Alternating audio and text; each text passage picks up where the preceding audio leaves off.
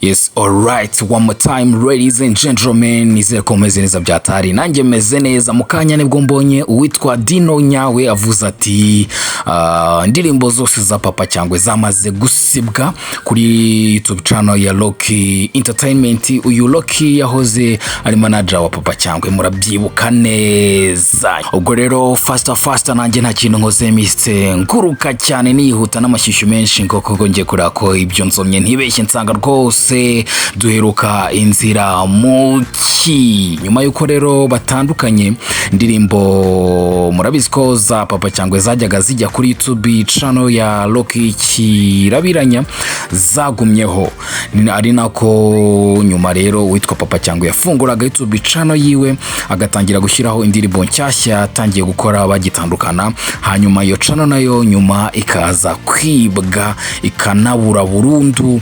Ubungubu akaba yarafashe umwanzuro wo gufungura indi YouTube channel ateganya kugenda ashyiraho ibihangano byiwe. Papa Cyangwe ukomeza gushinja gakundi ka Loki kumwibira ama YouTube channel cyangwa se kubangamira umutekano we mu bijyanye na kariyeri yiwe.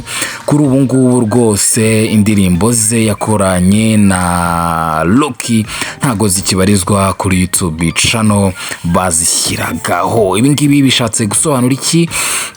Ibingibi bihatse iki abanyarwandakazi? Ni biki Loki Kimomo ashatse kwereka Papa Cyangwe? Ese ihene yaba yarongeye kuri gata ku cyuma cya mutroma birabibyuya? Ese kuri side ya Papa Cyangwe we biraza kumuha ihe message?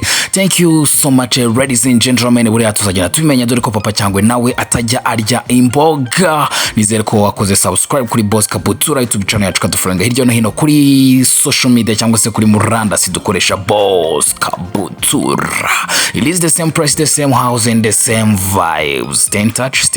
Amakuru yo arakisukiranya.